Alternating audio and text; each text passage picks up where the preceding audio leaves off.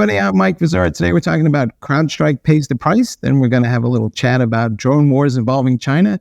And finally, we're going to have a discussion about taking a bite out of cybercrime. You're watching Techstrong Day.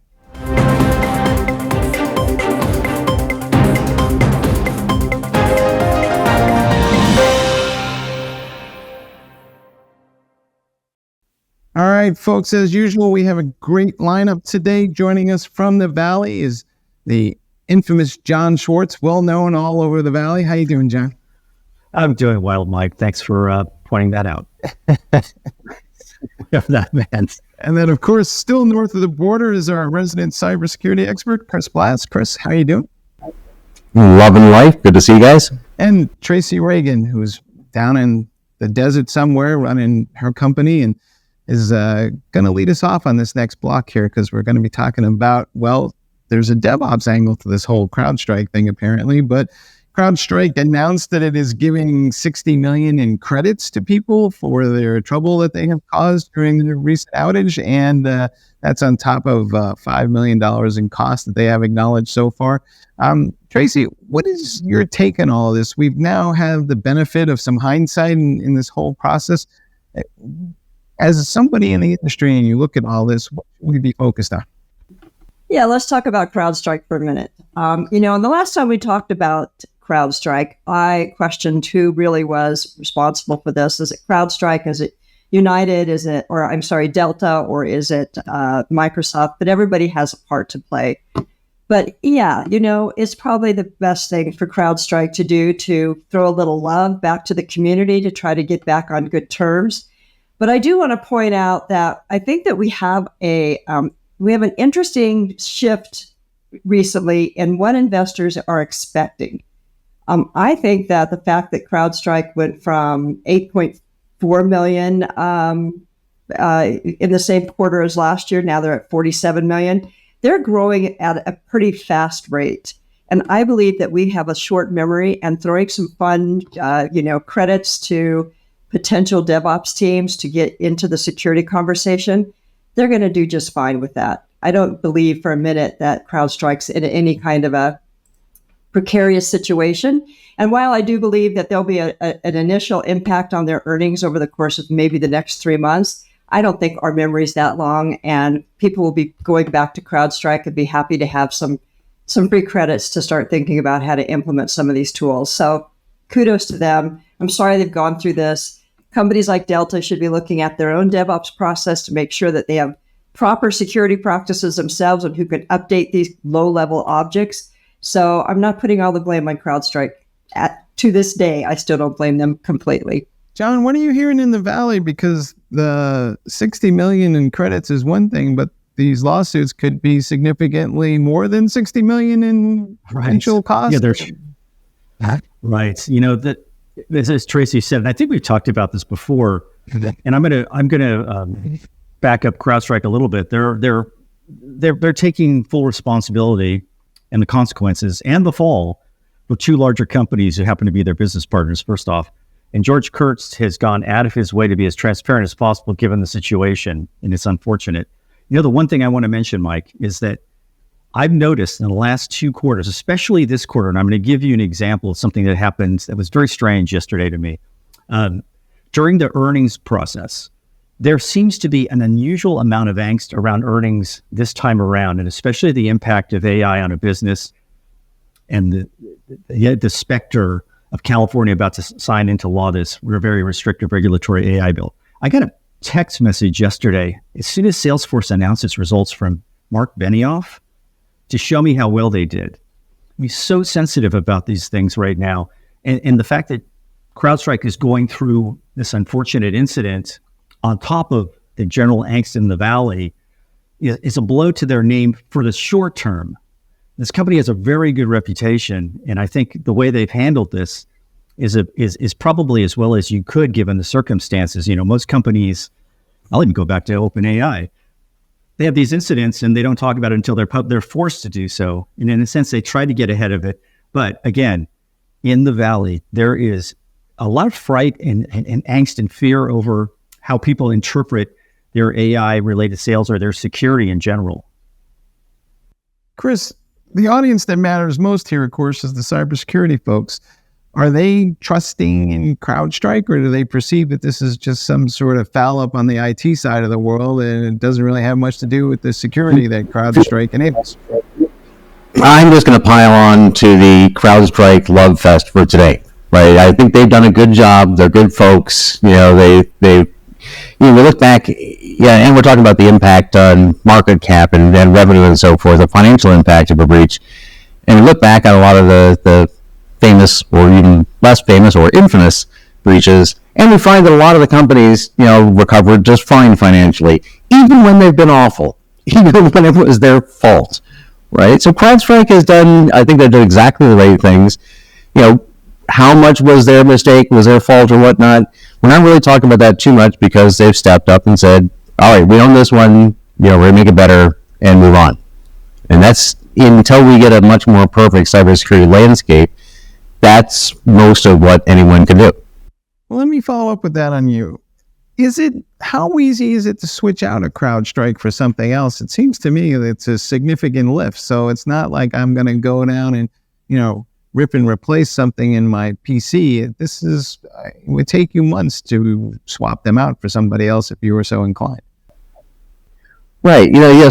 So security has a lot of theatrics to it, right? It's very emotional. We feel very strongly about it. But as you say, pragmatically, if I'm a large company and I'm using, something, that I've been using for a long time, it's embedded in my processes, and the company makes a mistake, or I don't like them, they're going through a bad spot, I have to weigh, what does it really literally mean to stop this? So this was not the kind of egregious lack of structure and stability, because you started with this with trust. And I will say, yes, the cybersecurity community continues to trust CrowdStrike. A lot of us are there, and they've behaved well.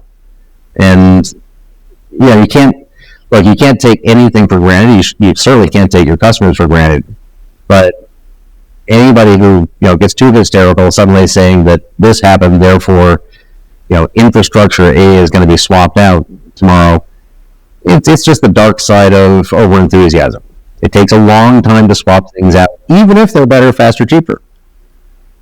And I think this brings us to a bigger conversation. I'm sorry, and I mentioned this the last time we talked about CrowdStrike. The architecture in which some of these tools are being deployed under really needs to be reviewed.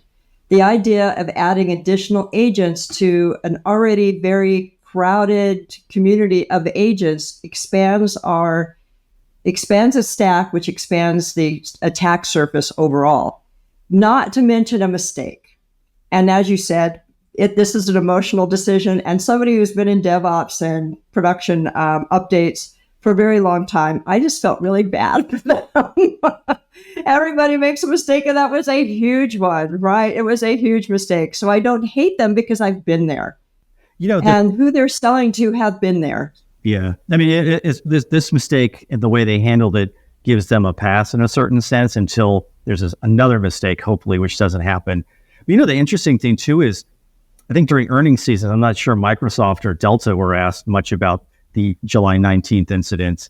And one other thing that Kurt said that is kind of a little bit of cautionary thing that could hurt them temporarily is he mentioned that the incident was in the final 2 weeks of the quarter when a meaningful portion of their sales typically close. So this is going to delay those deals into subsequent quarters.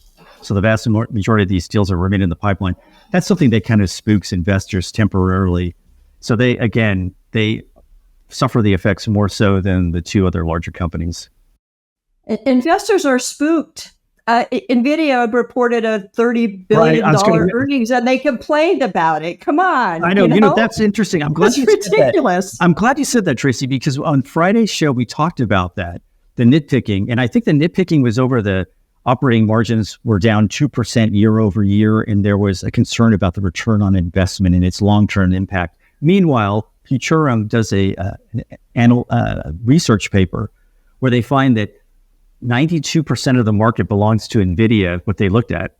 And since the report came out, it's up to 94%. So yeah, don't weep or cry for NVIDIA. All right. Tracy, let me ask you a couple of questions about some things you said. Well, first of all, do you think 60 million is going to be enough for credits to handle this, or will they have to bump that number up? Because I feel people who are thinking about a lawsuit are going to sit there and try to negotiate for additional credits to go to the middle and not have the lawsuit. But so I'm wondering if 60 million is enough. What do you think? It doesn't sound like very much, right? It's more than their quarter's earnings, though. So in terms of their size, I think they're being extremely generous. I don't know how many of their customers will take advantage of that and try to push for more, but that's a potential problem for them. But I don't think that's going to happen. I really don't, because if you're not Delta, if you're another one of their customers who were not impacted in the same way, you can say, well, we didn't have that problem because we had a better process for making updates into our environment. Delta's got to figure that one out. So I think the 60 million is plenty, and I don't necessarily think a lot of their customers or future customers are going to be pushing them for more. Chris, Tracy brought up the whole issue of agents, and we've been having this debate about agents versus agentless forever. But the folks who like agents believe that it gives them more control over the environment and that they're necessary. And a lot of other folks are saying, to Tracy's point, it's just more overhead in the system, and maybe we can rely more on agentless stuff. What's your sense of where are we with all these agents? Because a lot of them belong to security teams. Well, both points are correct, right? And this is, this whole incident, and Tracy, I love the Delta reference to, I was thinking about how to work them into this, because I'll just say it, their problems are their fault. If you don't understand where we are in the evolution of technology and cybersecurity and so forth, and you're responsible for that at a big company like, I don't know, a big airline, that's your issue. Because to your question, yes, we need more insight from endpoints. There's a lot in supply chain. You start to look at software bill of materials and working from the vendor down through the distributors, now at ISACs, and into the consumers. And at the consumer level, you have devices, medical devices out the wazoo, all of which we don't know the actual state they're in. So anyways, there's a million reasons that we need more information from endpoints. But at the same time, the observation is that this is a cluttered space, and it's increasing fragility, to our kind of point. And you start putting more useful functions that you can't manage, that are more pieces in the stack on too many endpoints. You have to think through the whole thing. So just throwing any technology at anything is not going to work. And specifically at this point in time, I've been on the selling side of agents quite a lot in the last decade, and I have any number of cautionary messages to anybody wanting to push an agent out, no matter how wonderful it is. You have to understand where people are right now. You can't take another piece of code and throw it on 100,000 desktops or an entire service farm with the other 79 agents that are there and get value out of it, unless you understand how all this stuff fits together, and hardly anyone does, frankly. Delta built its reputation, its brand name on its technology side, which always makes me kind of blanch with the way they've reacted. I'm not sure even, Mike, do we know the status? I think Delta was threatening or murmuring about a lawsuit against CrowdStrike or taking legal action. Yeah. But I'm not sure if that was a PR move or if they really intend to. And that's why I was asking about the credits, because CrowdStrike was saying that they were, quote unquote, willing to negotiate, which in my mind means more credits. But Tracy, let me ask you this plain and simple, and it's a DevOps related question, but all of this is one giant misadventure in patching. What makes patching hard? Why is it so difficult? What is the thing that seems to keep tripping us up? Well, I don't know the exact details of the CrowdStrike and why everything had to be rebooted. I assume it was something pulled into memory or something had to be reloaded at start time. But we have we've gone backwards in DevOps, and the reason why is because of these very complex, high performance computing systems that are decoupled, whether it's running across tons of VMs or thousands of containers. Our DevOps pipeline has not kept up with that technology. It has not figured out how to do things in a more truly automated way and move off of scripts so we can start standardizing and really understanding what we're pushing across the pipeline, bring in more tools that allows us to start tracking that kind of automated configuration management data. There is so much to be talked about in the DevOps space right now that we're not talking about because we're so excited about AI and security. And by the way, AI just has added a flood of new agents on top of what we're already trying to manage. So we have made a very complex environment, and we're still trying to run our DevOps as if it's a monolithic experience. So until we have figured that out, and until we start revamping and step back from our old DevOps practices and say, how can we do this better? And everybody's in agreement that that's what's going to have to happen. We're going to struggle in DevOps. We're going to struggle with patches. We're going to struggle with deployments. All right. Chris, I see you nodding your head vigorously, so I'm going to ask this last question to you. A lot of the debate now seems to be about, well, should I automatically patch things, or should I, manually do it and test every little thing that goes on? And is that feasible? Are we kind of stuck in some sort of quandary here because there's too much that needs to be patched to stay current to make sure it's secure, but we don't have the facilities to make sure that each of the patches actually works as advertised? Where are we? So it's a tactical question. The question is, where are we right now on this particular issue, right? And my comment really is along the lines of, what you need to understand is we iteratively go through these periods where we increase thing and get more and more and more thing, and get to the point to where we say we can't possibly ever have a more thing. So we need to plateau that out.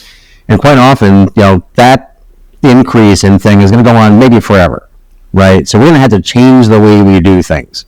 So right now is, if, to your question, are there too many patches to realistically manage the way you've done it in the past? Yeah. Are there going to be fewer in the future? No. Right. So today, since I picked on Delta in public today, let's just keep at it. They made bad choices. They did not think through how to do this, and if nobody there understood this issue that we're approaching certain limits. In this case, how we deal with patching, that should be of concern for large, complex organizations, and that 10 years from now, we're not going to be doing it the way we did it today or 10 years ago. I'm sorry. Right? That's why they pay you the big bucks. That job should have been done by the CISO or somebody in the executive suite. This is not the fault of the people on the ground. It's, pay attention. Where are you in time? This is not a long-term strategy. The next long-term strategy on patching is being developed now. If it's really important to you, you need to put more resources into it and come up with your own solution, because it can be different for everybody. All right, folks, you heard it here. Hey, there's much to be learned for all of us from this misadventure. And the most important thing I would say to remember is, with the grace of God, go you, because what happened to CrowdStrike could happen to any one of us. We'll be back in a minute. Discover Techstrong Group, the epicenter of tech innovation. We're your go-to for reaching IT leaders and practitioners worldwide. Our secret? Impactful content that sparks awareness, engagement, and top-quality leads. With us, you'll access editorial websites, streaming videos, virtual events, custom content, analyst research, and more. Join our satisfied clients. Let's revolutionize your tech journey. Contact us today and tell your story to the world in the most powerful way with Techstrong Group. All right, folks, we're back and we're talking about drones. And apparently the Congress is worried that some of the parts that are being used to build these drones might be infected with things like malware from the Chinese companies that are building them. John, you wrote a story about this on Digital CXO. Give us the highlights, if you would, of what's going on here and what are the ramifications. Well, there are a few bipartisan issues in Congress, but there's one thing they can agree on. There's both the House and the Senate are looking at bills that would ban or apply a ban to DJI drones and their alleged DJI clone makers. So in the House, there's a bill from a New York congresswoman who's very conservative. In the Senate, we have a Montana senator from the Democratic Party who's somewhat conservative. They've each introduced bills. And basically, on top of that, last week, Tuesday, members of the House have been accusing not just DJI, but the US-based clone maker Anzu Robotics, and Hong Kong-based Cogito Tech as being fronts for DJI and being used as, quote, part of a concerted effort to thwart current and prospective restrictions on its operations imposed by the United States. So basically, there's a lot of national security angst over the prevention of sensitive drone-gathered information that is going to be going to China.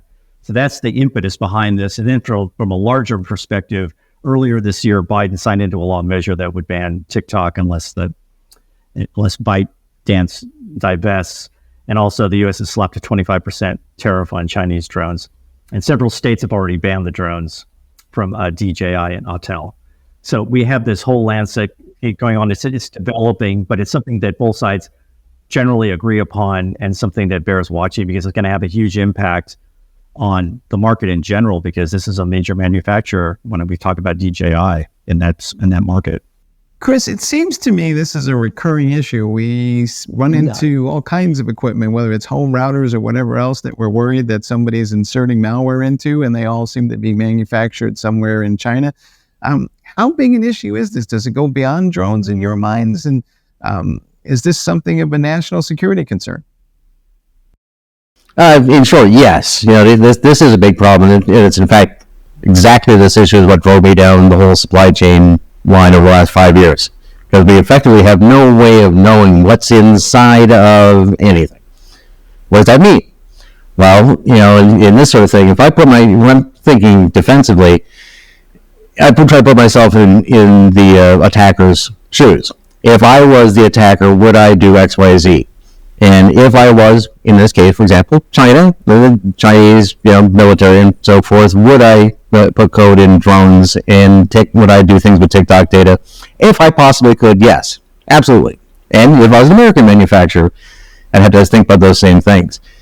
And we just have this space where we can produce products and get them distributed, knowing that no one can tell us what's in anything. And looking at this item before the show, have you think of last RSA, the show, the big security show in San Francisco last spring, and there was a very, very large vendor there that had a big presence, and I was doing my show floor walk, and they weren't not every hour of the show, but at certain points they were giving away drones. They just give you a drone. So I thought that's so cool. I got one, I played with it, and I looking at that night and thinking, if I was a bad actor, what would I do with this?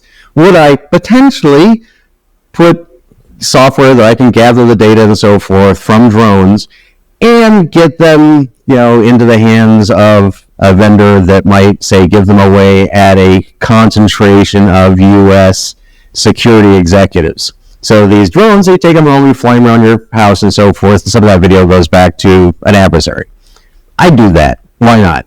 So I went back to the vendor and I said, when you got these little marketing drones, did anybody do a security assessment of them? And the answer, of course, is no. And I'm not saying the name of the company because I'm not picking on them, because the reality is there's not much you can do. You can have a drone or not have a drone. You can get this issue with DJI and TikTok. As much as I'm against, that sort of censorship, by commercial censorship, I guess. I'm on board. This is a real risk. We need to do something with it. If you want to be a Chinese drone manufacturer or an American drone manufacturer and sell across that international boundary, at some point you're going to have to embrace software transparency so that people can look at your product and have some clue on whether or not it's loaded with spyware, literal spyware in this state. And we can't do it. So you basically can't trust these things from a nation-state perspective. Tracy, are there? Yeah, we have. Go ahead. I'm sorry. I was going to say we're at a point where capitalism and national security is colliding. This is true. In fact, I'll go there right now then, John and Tracy, but I am just old enough to remember, Richard Nixon going to China and they all shook hands, and Henry Kissinger stood up there and said China would help save capitalism and we would have these huge markets for U.S. goods. And they were our ally against the Soviet Union at the time, right? And fast forward to today, and we seem to be looking at a situation where, and I'm not particularly xenophobic, and I generally like free trade, but it seems like this deal is a little one-sided at the moment, no matter how you look at it. John, I don't know, what are you hearing from folks in the Valley? So one thing I wanted to mention was that DJI had a very aggressive blog post in their own defense, and they mentioned xenophobia. And they also mentioned competitive pressures from the U.S. But the one thing that I just want to throw this out, one other thing they mentioned, a couple of special features they were going to add to the drones to kind of minimize the idea that the potential of gathering information. So that kind of set off an alarm. But again, in the Valley, China is considered the great imitator, the great stealer of intellectual property. They're considered a problem, right? How do you compete with a product that basically rips off your technology? So, I mean, as I said earlier, there are very few bipartisan issues in Congress, but there are also in Silicon Valley. And one is just general, and I don't mean to be xenophobic, but this general distrust toward China as a competitor, especially in AI, and now in this case, drones. Tracy, is there any way? We haven't. Go ahead. Oh, no, go ahead. Sorry. We are not even talking about chips. I mean, that is where our biggest danger is. And we buy so many chips. Thank goodness for the CHIPS Act, that we do need to start manufacturing chips here because it is a national security issue. And it goes way beyond drones. Chips go into everything we touch and do when it comes to electronics of any kind. And we get most of our chips from other places. We don't build most of them in the United States. So it goes beyond just drones, is what I want to say. Yeah. It's not just that. It is, drones are, and I know in the article, there was an option to turn, these cameras on or off. It's like, that does, you don't get away with giving me an option. We heard those options from Google, and those options weren't real. Yeah, that was kind of like throwing a little pittance there. Oh, we'll go out of our way. Yeah, I'm glad you mentioned chips, Tracy, because you're right. That is a preoccupation here as well. It's just this general distrust and kind of U.S. I hate to say this, but U.S. first mentality. And again, I mean, in the AI race, everyone's paranoid, especially out here.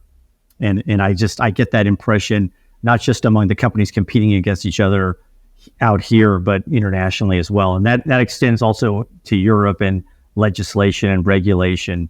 It's just a lot of pressure coming from the top down among the rank and file. And I understand why it's so important. We start businesses to make a lot of money, right? But there's got to be a part of us that says we want to make a lot of money, but keep the U.S. safe. Sure. So let's just hope that drives more manufacturing in the U.S. and less in China. And that's that. I feel like that's where we're at. We're at a crossroads when it comes to national security and capitalism, as I said, and we're starting to address it. We're starting to fix it. And I think this particular bill that's on the floor is just a part of the process. It's starting to bring forward the fact that we are allowing China to distribute very, potentially highly sensitive equipment across the United States. And we're just letting the door be wide open. It's not even a back door. It is a front door and it's wide open. Chris, to your point about the supply chain, I feel like the technologies around manufacturing are changing to the point where, well, if we can rely more on robotics, we're not relying on human labor as much, then can I not make the thing that I need to sell in the market that I'm going to sell it in, and rather than putting it on a boat to ship it halfway around the world? And in so doing, have more control over what software went into that and make sure that there isn't as much malware. And if I want to sell in China, I can go use robots to make that thing in China, and whatever they want to do, they can do in their own market. But are we getting to a point now where maybe we have an antiquated manufacturing supply chain kind of concept that work here that we need to modernize because of all these security concerns? Well, I'll just take the fun answer. No. No, it's actually the state of supply chain and manufacturing, the whole global thing is kind of wonderful. I kind of love the whole space of it.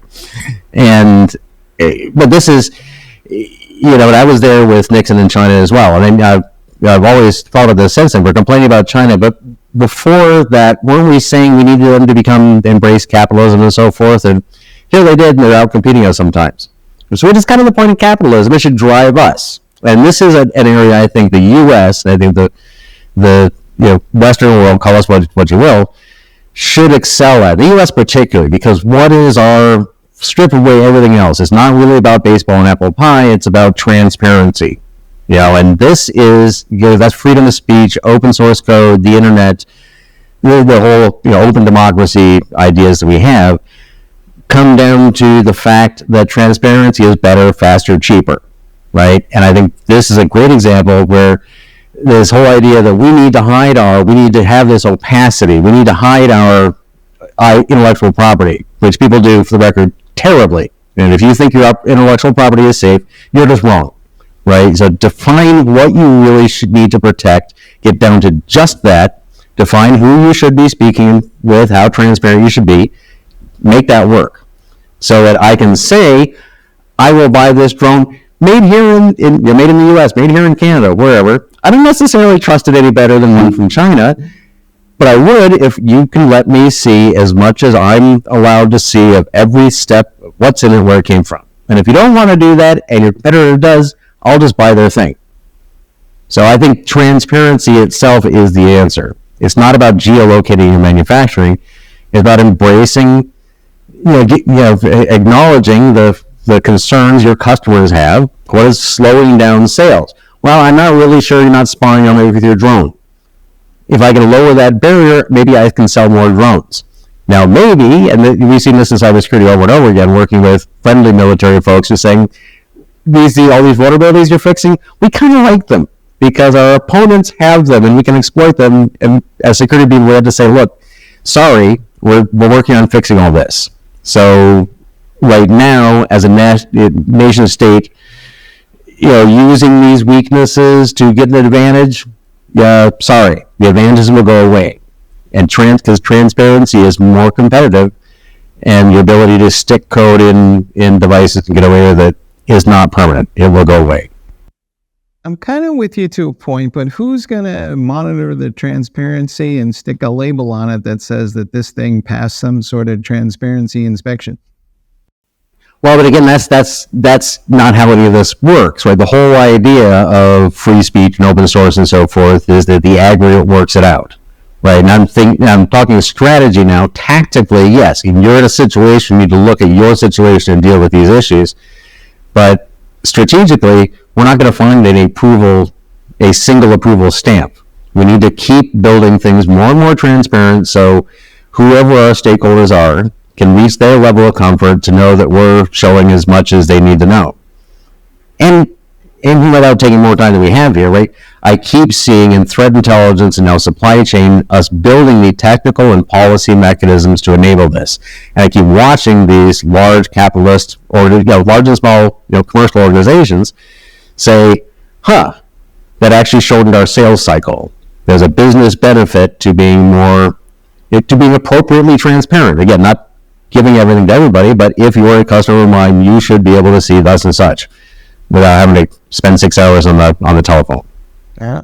Tracy, do you think we could find some maybe DevOps tools to kind of examine what's in these things and scan them for malware and make sure that they are what they purport to be, or is that just outside of our scope? I would think that you would have to be able to get down to the code to do that. You can't do it based on the binary artifact that's been installed. So no, I don't think that's going to happen anytime soon. And we could say that the government should have some sort of a, FDA, kind of like an FDA program for products that we bring from China that could potentially have sensitive consequences. But that's going to take years to do. So, what are the solutions? I think laws and prohibiting some of these products from coming to our shores is the only alternative we have at the moment. And I think that, everybody does things with the best intent. I don't think, not that I'm a huge fan of Nixon, but I do believe that his idea was that if we bring them into the fold and there's a symbiotic relationship between consumers and producers, that we'll have a better relationship in the long run. But what he didn't consider, I don't think, as we look back, is the culture. The culture is very different from the US and China. China can be more competitive because they're not pushing human rights. They're not worried about having a 10-year-old doing the manufacturing. There's a big difference between the two countries. And they do have an advantage because of their human rights issues. Let's just put it that way. All right. So it's a problem. It's a problem that I think only laws can solve at the moment. I don't know. All politics aside, I believe money talks, and when you stop spending it, people wake up and pay attention. So maybe we should just stop spending it for a little while and see what the response looks like. We'll be back in a minute. Discover Techstrong Group, the epicenter of tech innovation. We're your go-to for reaching IT leaders and practitioners worldwide. Our secret? Impactful content that sparks awareness, engagement, and top-quality leads. With us, you'll access editorial websites, streaming videos, virtual events, custom content, analyst research, and more. Join our satisfied clients. Let's revolutionize your tech journey. Contact us today and tell your story to the world in the most powerful way with Techstrong Group.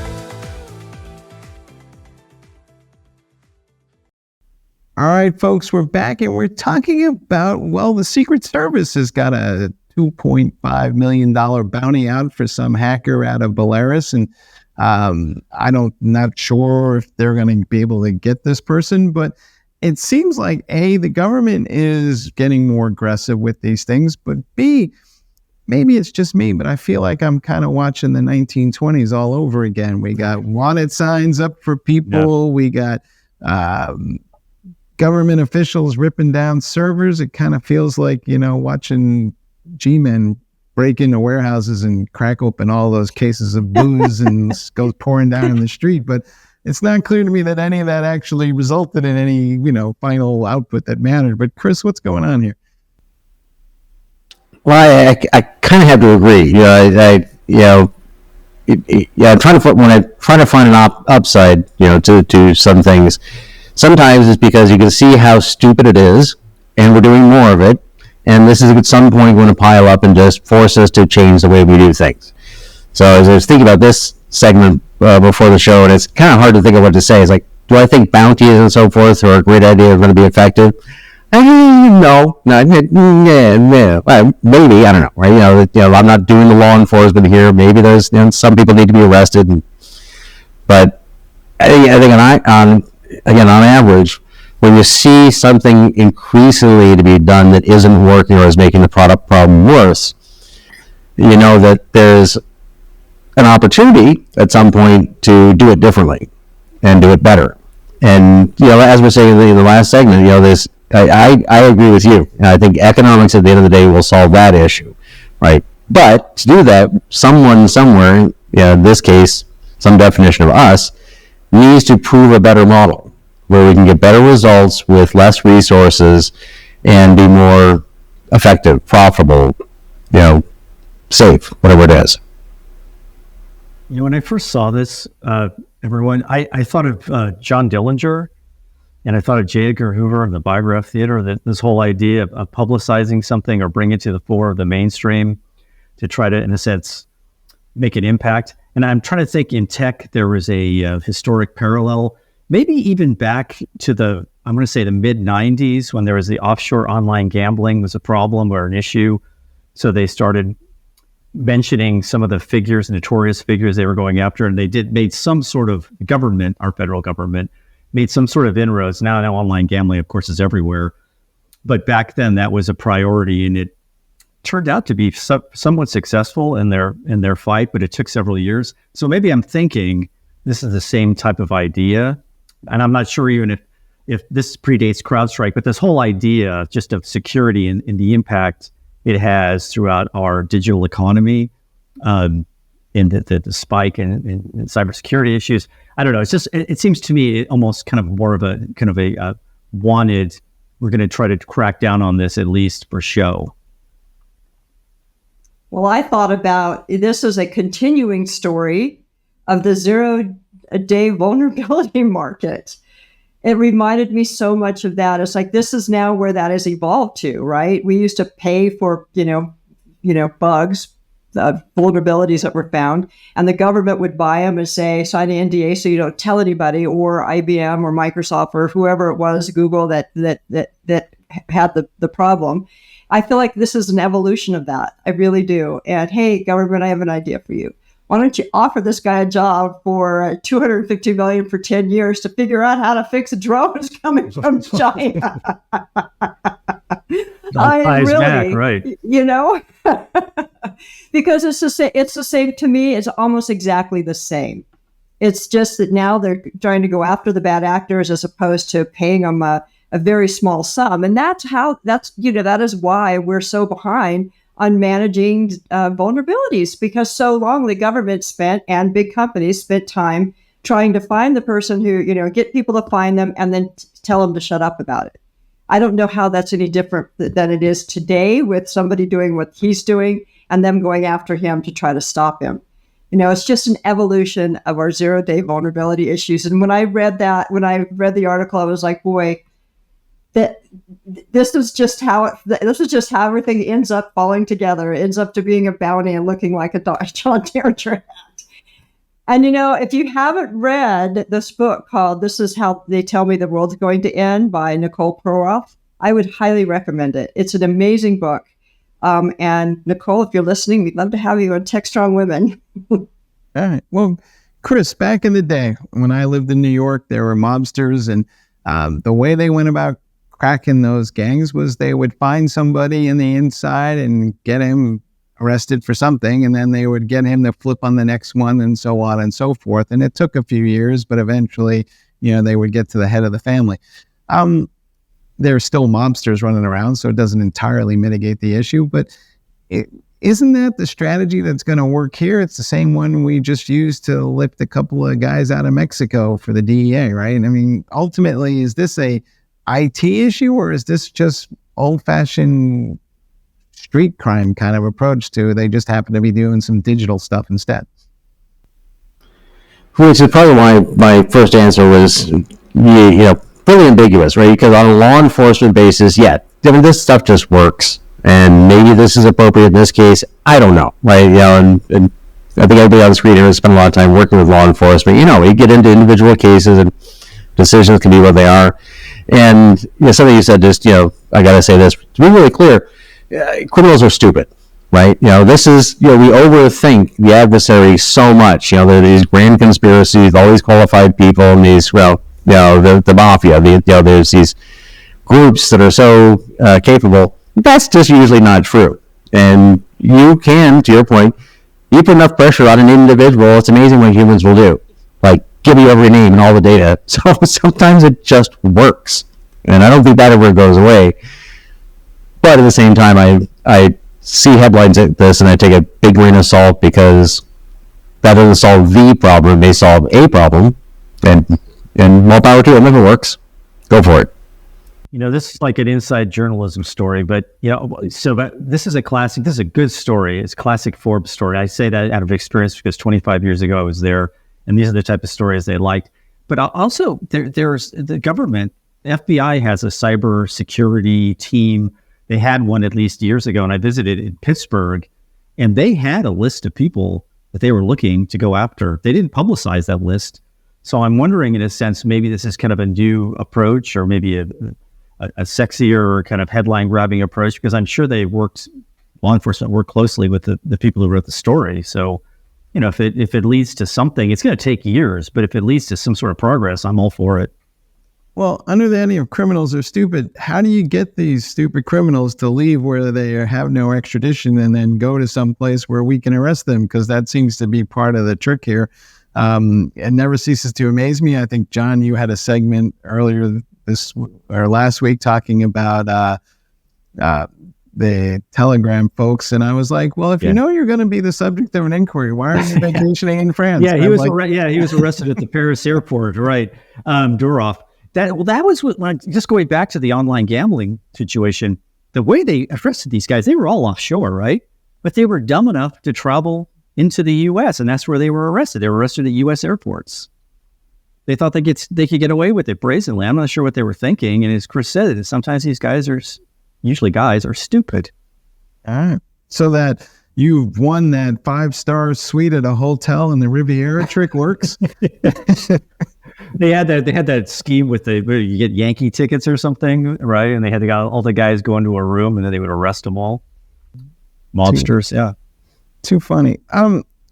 Chris, just how much is the government spending on this? Because, John was referring to a team in Pittsburgh, but I think that's years ago. But is it your sense that there's more resources devoted to this issue these days? I mean, how much are we spending to go after these guys?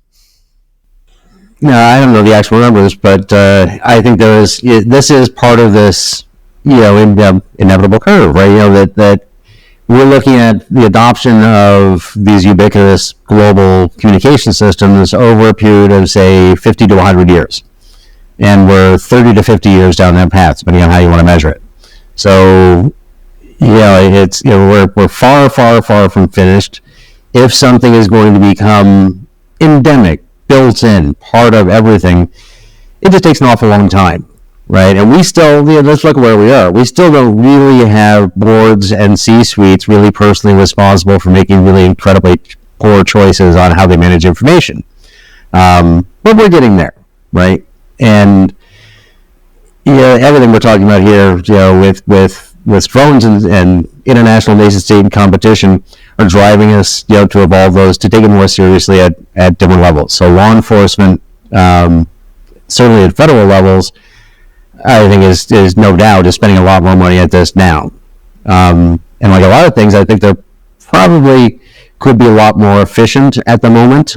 And in a number of years, a lot better tools than they had today or a couple of years ago. But, as for the previous comment, at the end of the day, it's still just law enforcement. So sometimes you're literally just doing the same spade work that has worked for hundreds and thousands of years. So nothing's really going to change fundamentally.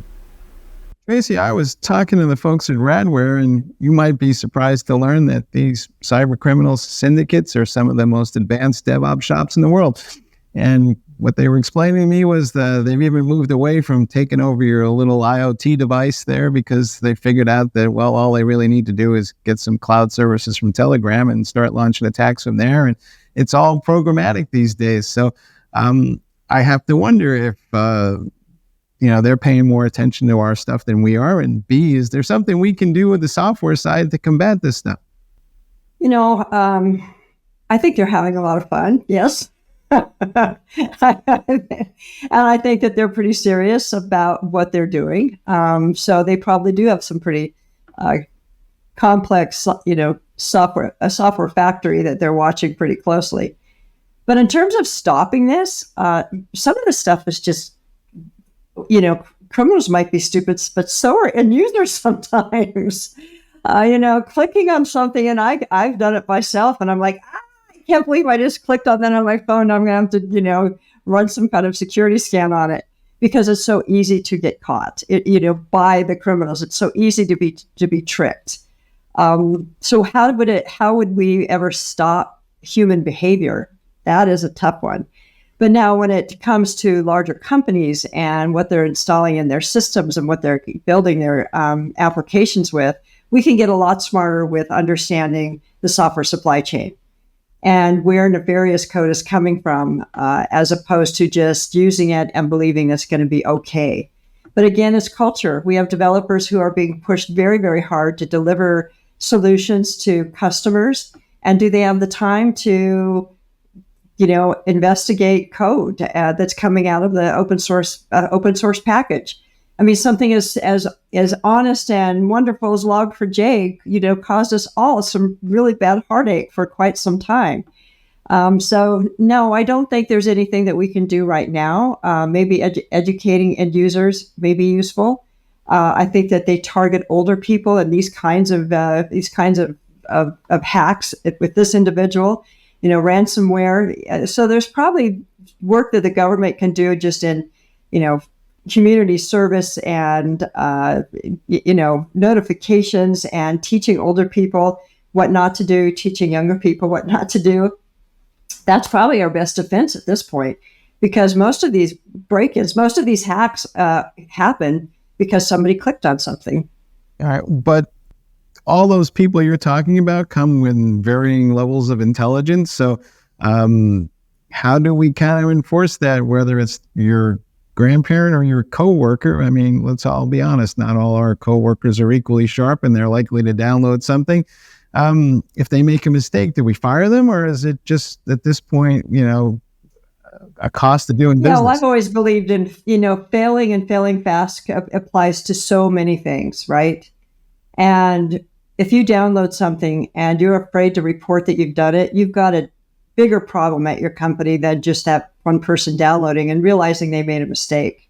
So please let your employees know that failure is not necessarily bad. It's only bad if you don't report it and you don't fail it fast.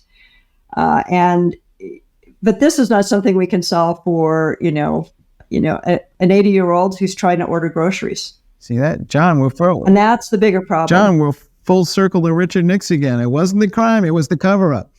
It always is. It's all follow the money. Yes. It took decades to dismantle organized crime, but it did happen. Mm-hmm. I mean, RFK. The sane RFK did lead that charge. I mean, eventually it did happen. So I hold hope that there will be progress being made here. Well, eventually, I think those bad guys are going to be as big a problem for the countries that host them as they are for us. And eventually we'll all turn around and say, you know what? We got more to gain by cooperating to prevent this stuff than we have to gain by helping one of them commit some crimes overseas. But I'm optimistic on that point. Hey, guys, I want to thank you for all spending some time with us again, as always. And thank you all for watching the latest episode of Techstrong Gang. You can find this episode on our website, and also stay tuned for all the great content we have coming up right behind that. We'll see you next time.